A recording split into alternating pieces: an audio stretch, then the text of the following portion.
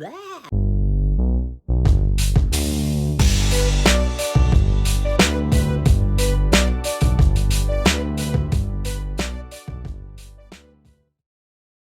Hey, warriors. It's LeeAnna here on Sunday afternoon. It is, I don't know what time it is. Yeah, I do. It's 3 o'clock.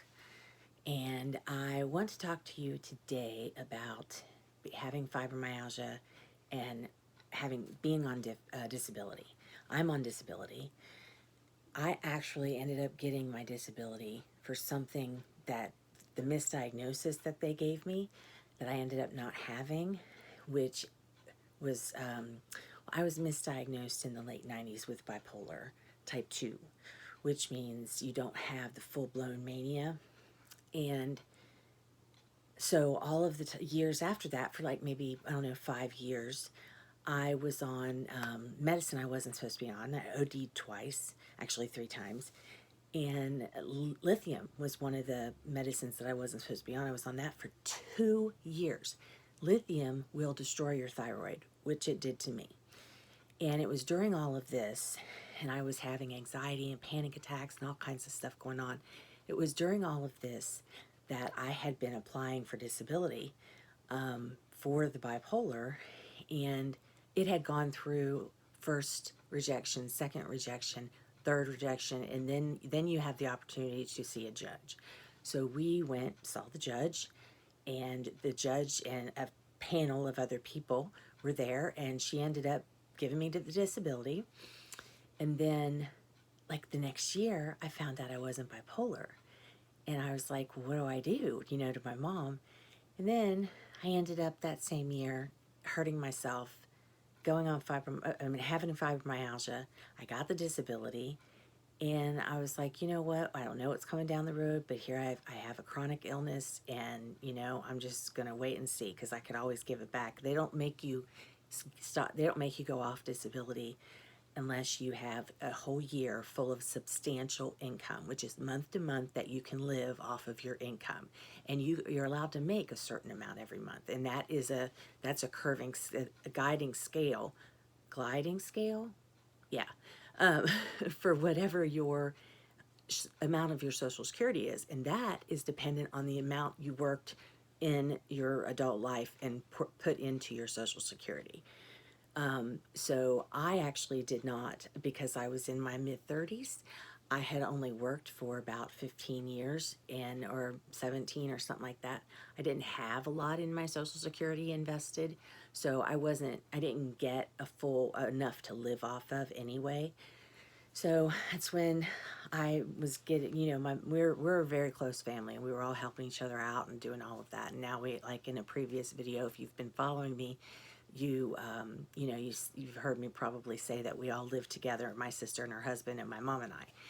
So we all share a house, put it that way.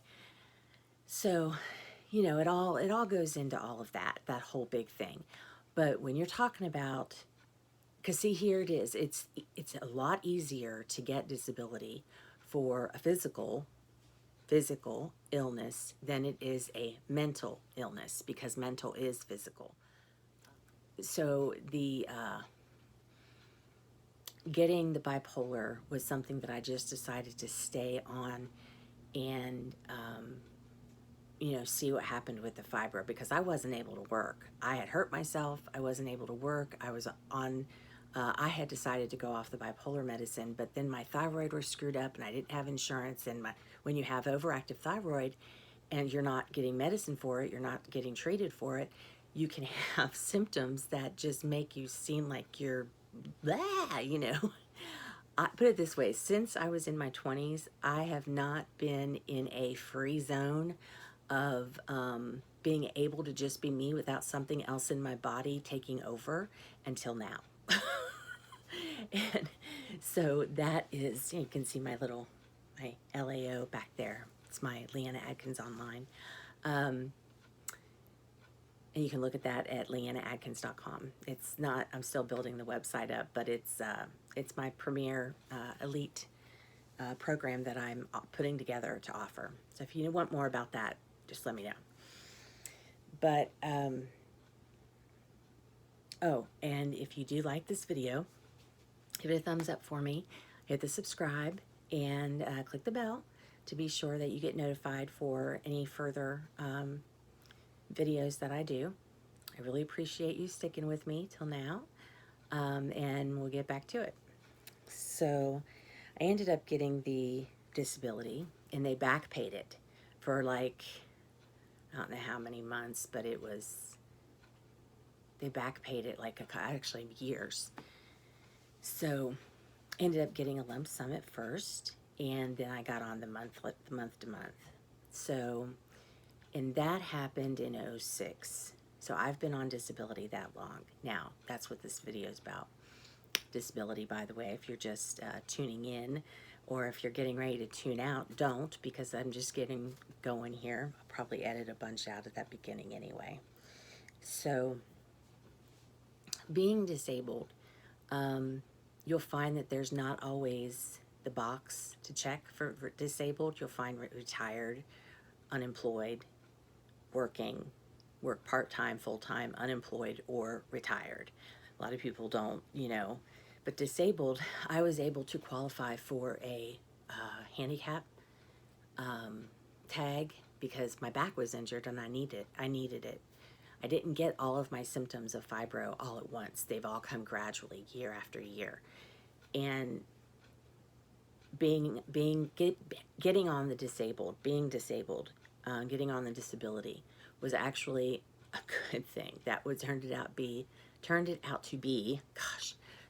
to be one of the better decisions I have ever made in my life, because I was able to just know that at least I had that little amount of money coming in, and it was enough for me to get caught up on my bills, to provide food for myself, that type of thing.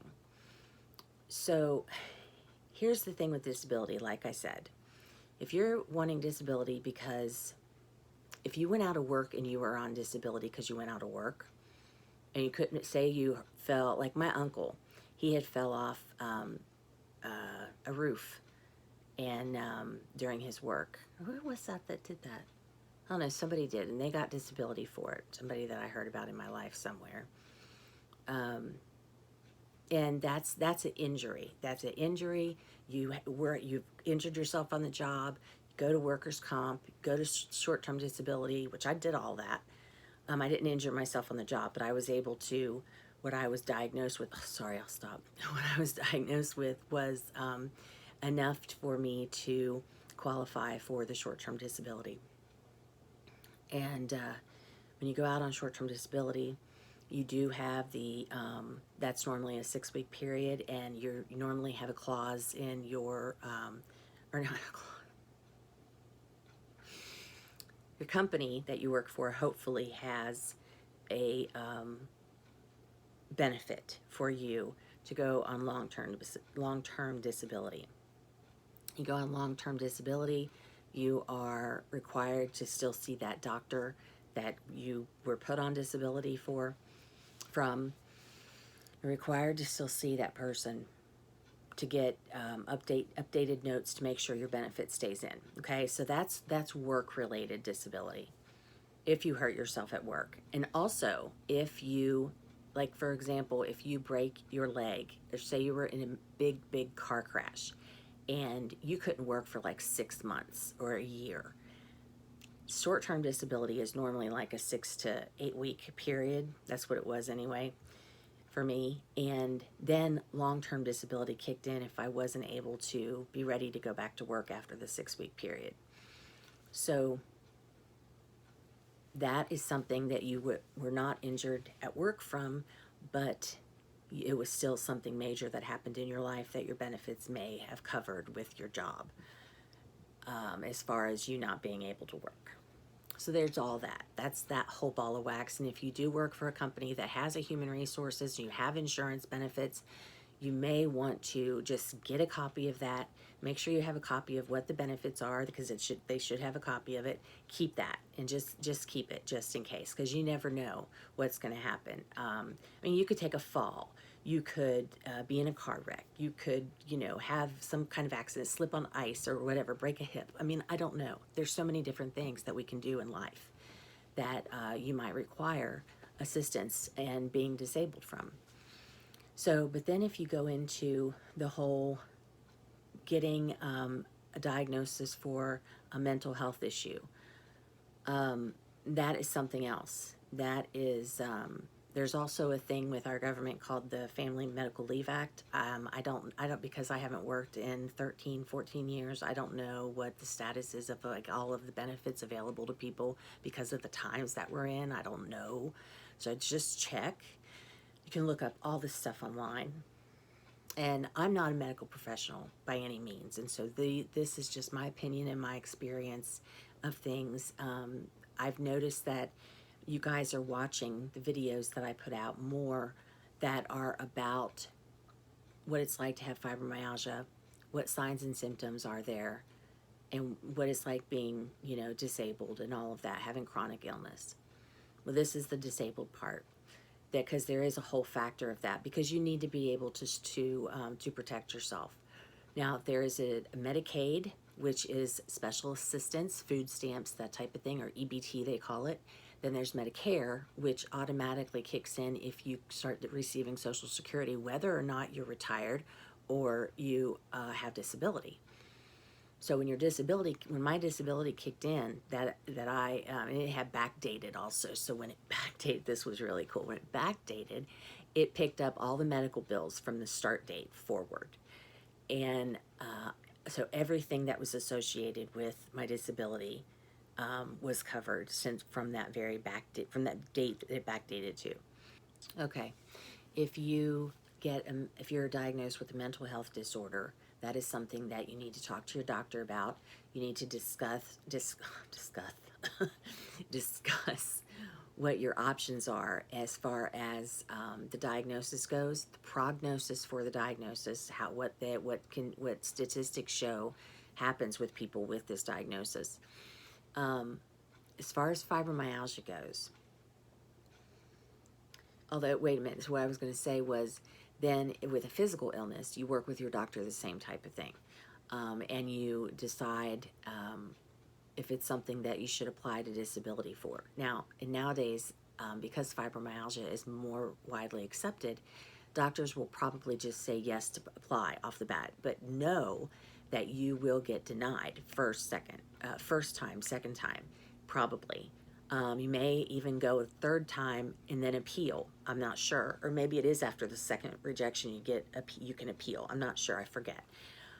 But that you're going to be working close with your doctor. So if you don't have a doctor that you work closely with and has a good history with you, find one that number one, is close to where you live, because you're going to want that.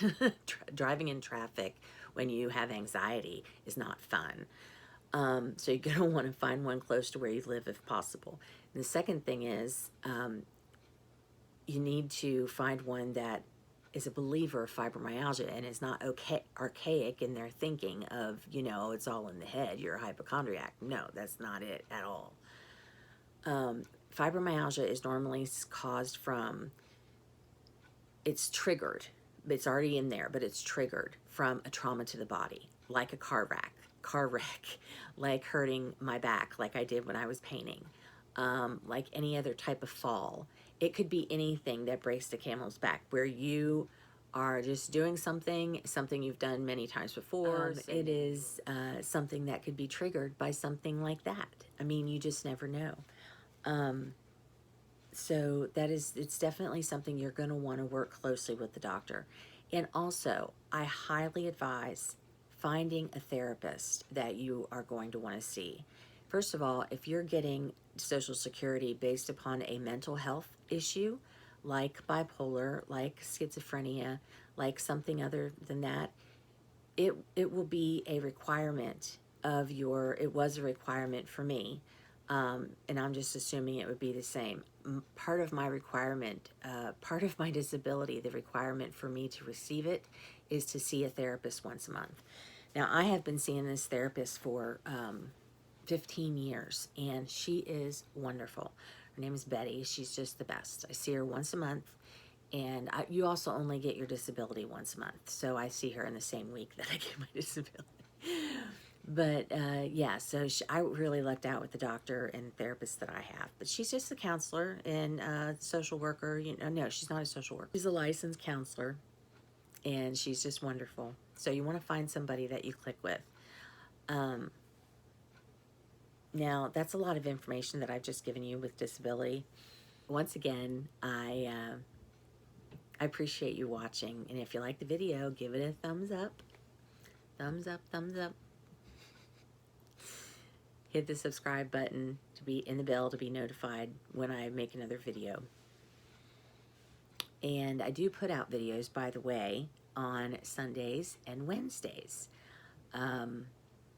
I think it's going to end up being on Sundays. It's going to be a video like this manner where I'm going to talk to you about things that you, over the week before, you wanted me to talk about.